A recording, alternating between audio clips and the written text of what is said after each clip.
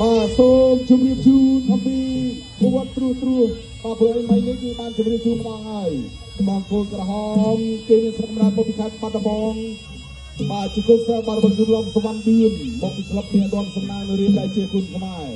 គេធ្វើការថ្វាយបង្គំគ្រូតាមរបៀបកម្មករនេសាទត្រីបាទណែមាត់ស្ទឹងសែនយើងនេះបាទដាក់សំណាញ់មកបាទហើយរីឯបង្គោលធាវបាទបង្គោលធាវគឺបាទមកពីខេត្តសៀមរាប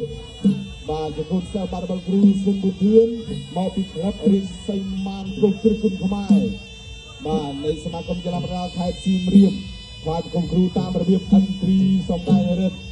បាទកម្មករនេសាទត្រីនេះធ្វើឲ្យលោកអញ្ញាកណ្ដាលផាន់ប្រែកំពុងតែពុកពោះដល់បានលុយណាទិញត្រីប៉ុន្តែអត់អីទេបាទគេនេសាទហើយគេទុកយកទៅផ្ទះទេបាទអត់អស់លុយទេបាទអត់ដូចបាទការថ្វាយបង្គំគ្រូកម្មករជីកត្បូងទេបាទបើជីកត្បូងហើយបានគេយកមកលក់នឹងបាក់បាទអត់មានទុនសម្រាប់ទិញបាទតែអូយយ៉ាខ្លាចបាទតែគេស្រាវសំណាញ់មកបងយកកូនជឿបងយកអិនទ្រីដែលកំពុងសំដែងរឹតនេះបាទស្រាវហើយស្រាវបានទេបាទអត់បានទេប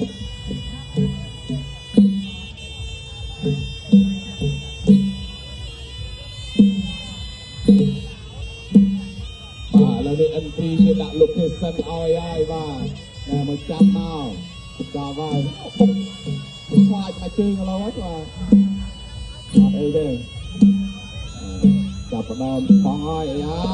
មកហើយស្រាវបានបងយន្តទ្រីអាអូអាហើយឃើញហើយបាទកាច់កបណ្ដោយបានមួយហើយចាក់មួយទៀតអាយ៉ាយកខ្លាចតិចបាទពីអាយ៉ាច្រើនផងមកសំណាញ់នេះបាទអូស្ទឹងសែនសបោបាទរុំកាយមកសំណាញ់នេះយកស្រាវទៅហើយ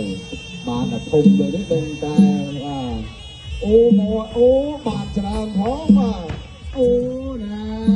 អើយខាងបាទអ្នកអើយទៅទឹកទុកបាទ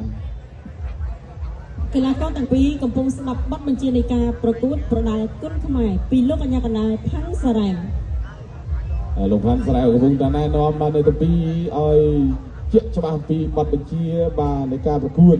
បាទមុននឹងស្នូជូនរបស់គណៈកម្មការបច្ចេកទេសបាទបណ្ឌឺឡើងព្រៀងនឹងការប្រកួតចាប់ដើម